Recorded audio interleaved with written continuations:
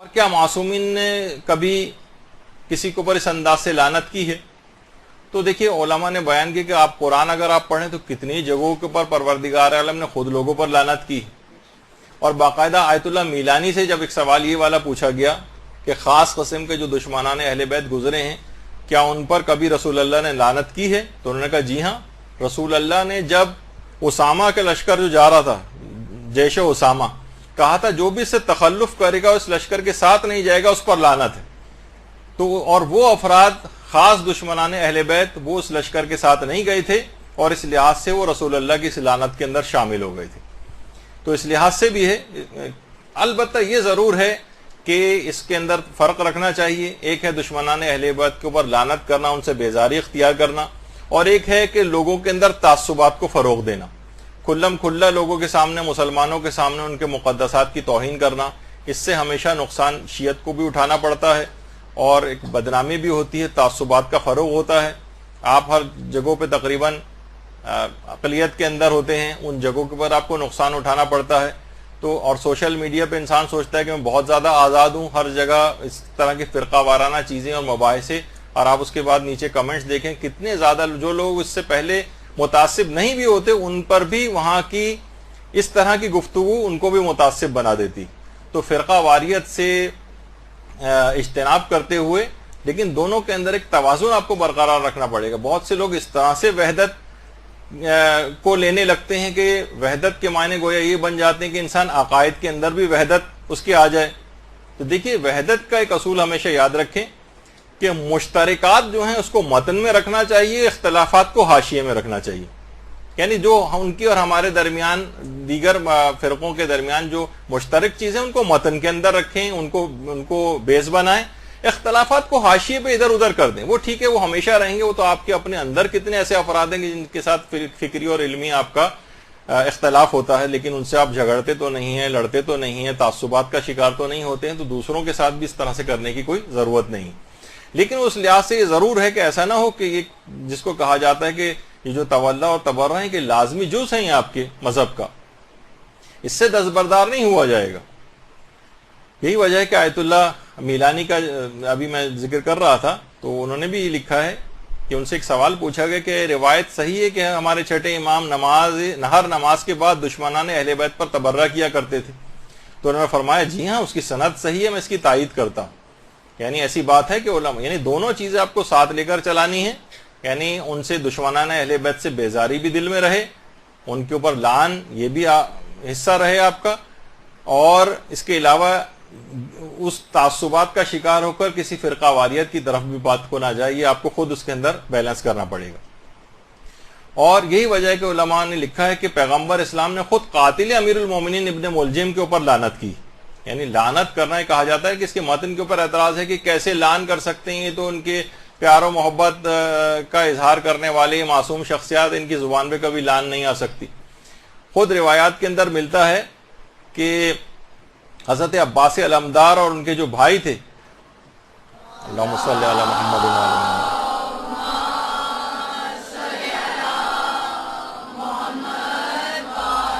محمد،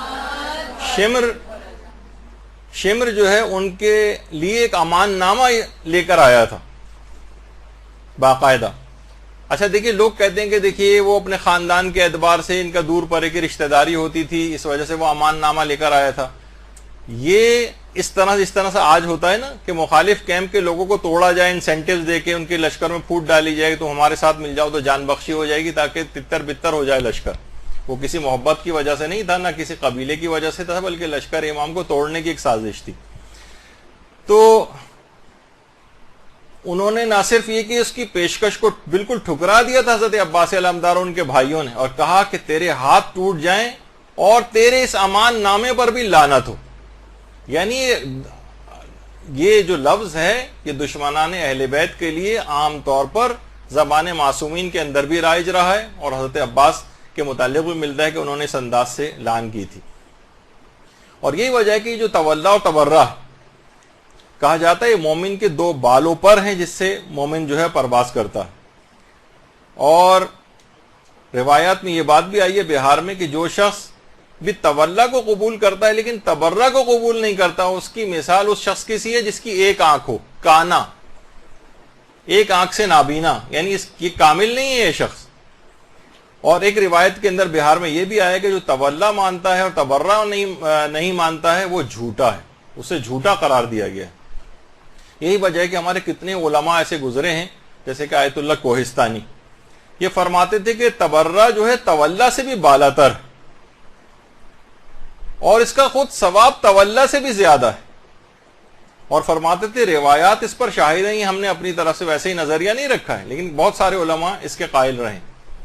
اسی طریقے سے آیت اللہ بہجت کے متعلق تو یہ بات مشہور ہے کہ آیت اللہ بہجت ہمیشہ اپنی نمازوں کا جو رکوع ہوتا تھا اس میں قاتل امیر المومنین پر لعنت کرتے تھے, اپنی واجب نمازوں کے رکوع میں. وہ اس کی تفصیل ہم بیان کر چکے ہیں کہ نام لینے سے فقط جو ہے وہ یا کسی خاص شخص کا تذکرہ کرنے سے نماز باطل نہیں ہوتی, وہ خاص طور پر گواہی دینے سے یا جز سمجھتے ہوئے اس انداز سے گواہی اگر دی جائے تو اس سے نماز پہ فرق پڑتا ہے, جو کہ ہم شہادت ثالثہ کے سلسلے میں جو ہے اپنی بحث کے اندر تذکرہ کیا تھا. تو آیت اللہ بہجت کا طریقہ کار یہ تھا کہ خود نمازوں کے اندر لعن کیا کرتے تھے قاتل امیر المومنین پر. اور عین الحیات جو علامہ مجلسی کی کتاب ہے اس میں روایت ہے کہ چھٹے امام باقاعدہ ہر نماز کے بعد مصلی پر اس وقت تک اٹھتے ہی نہیں تھے جب تک کہ نام لے کر 8 دشمنان اہل بیت کے اوپر لعنت نہیں کر دیتے تھے. لعنت کرتے تھے 8 دشمنان اہل بیت پر.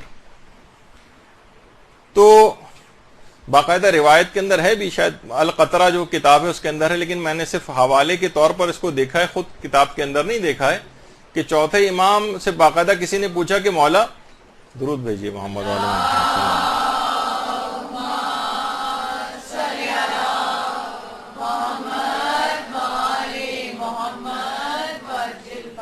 کہ مولا نماز کیسے مکمل ہوتی ہے ہماری. فرمایا درود پڑھ کر نماز مکمل ہوتی ہے. پھر پوچھا گیا کہ مولا نماز قبول کیسے ہوتی ہے. فرمایا کہ ہماری ولایت پر یقین سے اور ہمارے دشمنوں پر لعنت کرنے کے بعد نماز قبول ہوتی ہے. تو روایات کے اندر بھی یہ بات آئی ہے.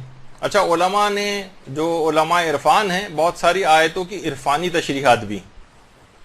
مثلا وہ جو حضرت موسیٰ کو کہا گیا تھا فَقْلَا نَعْلَيْكَ إِنَّكَ بِالْوَادِ الْمُقَدَّسِ طُوَىٰ, اے موسیٰ اپنی جوتوں کو اتار دو کیونکہ اب تم ایک مقدس وادی کے اندر داخل ہو گئے ہو. باقاعدہ اکثر جگہوں کے اوپر یہ آیت لکھی ہوئی بھی ہوتی. تو علماء عرفان فرماتے ہیں کہ بظاہر یعنی بعید محسوس ہوتا ہے کہ اس سے ظاہری چپل مراد ہو, کیونکہ موسیٰ پیغمبر خدا, حضرت موسیٰ حضرت ابراہیم کے بعد پیغمبر اسلام سب سے افضل, ان کے بعد حضرت ابراہیم اور دیگر اولو العزم انبیاء میں جو ترتیب ہے عظمت کی اس کے لحاظ سے حضرت موسیٰ پھر سب سے افضل. ممکن نہیں ہے, سب کو پتا ہے کہ مثلا کوئی مسجد کے اندر جائے, ایک عام شخص کو بھی پتا ہوتا ہے کسی مقدس جگہ کے اوپر اگر وہ جا رہا ہے تو اپنے جوتوں کو اتارے. تو علماء عرفان نے لکھا ہے کہ یہاں پر جوتے بظاہر مراد نہیں ہے. بعید محسوس ہوتا ہے کہ اتنا جلیل القدر نبی, اس کو یہ فقہی مسئلہ گویا بتایا جائے کہ تم اپنے جوتوں کو یہاں پر اتارو. تو اس سے مراد یہ تھی, نالین سے مراد یہ ہے کہ کوئی جتنی بھی پست اور حقیر چیزیں اس سے مراد ہے کہ موسیٰ خدا کے پاس آنے کے لیے, اس کا قرب حاصل کرنے کے لیے پست اور کمتر چیزوں سے تمہیں دوری اختیار کرنا ہے, جس کے اندر ایک پیغام بھی تھا. یہاں فقط چپل اس لحاظ سے مراد نہیں تھے. یہی وجہ ہے کہ آیت اللہ بہجت جو تھے وہ لعن کو تخلیہ کہا کرتے تھے اور درود کو تہلیہ کہا کرتے تھے. کہتے تھے لعن تخلیہ ہے, کہتے تھے پہلے جتنی بھی گند بلا جتنا بھی ہے گھر میں جھاڑو دے کر اس کو صاف کرو, اس کے بعد پھر مہمان کو طلب کرو اپنے گھر میں. تو کہتے تھے لعن کے معنی یہ ہے کہ تمام دشمنان اہل بیت پر بیزاری اختیار کر کے ان کو اپنے قلب سے دور کر دو تاکہ وہ جگہ پاک و پاکیزہ ہو جائے. اس کے بعد پھر درود پڑھ کر, وہ تہلیہ ہے, پھر اس جگہ پر اس مہمان کو طلب کرو, یعنی رحمت خداوندی وغیرہ وہ پھر اس جگہ کے اوپر آئے گی. اللہم صلی علی محمد وعلی آل محمد.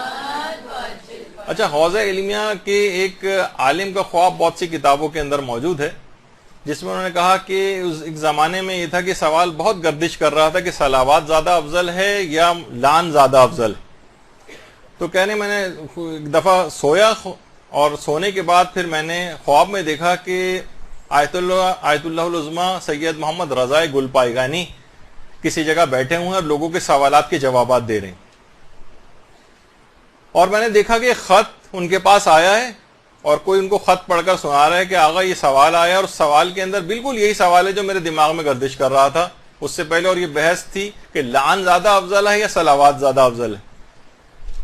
تو آیت اللہ گل پائگانی نے اس وقت اس کا جواب لکھوایا کہ دشمنان اہل بیت پر لعن زیادہ افضل ہے. کہہ رہے ہیں ایک دم سے میری آنکھ کھلی. اچھا وہ زمانہ وہ تھا جب آیت اللہ رضا گل پائگانی حیات تھے. وہ کہہ رہے ہیں میں اٹھ کر آیت اللہ گل پائگانی کے پاس آیا اور آنے کے بعد ان کو اپنا خواب سنایا. آیت اللہ گل پائگانی نے اس بات کی تصدیق کی اور کہا میرا یہی نظریہ ہے، اور تم اپنے اس خواب کو حضرت زہرا کے ماننے والوں کو بیان کرو. اللہم صلی علی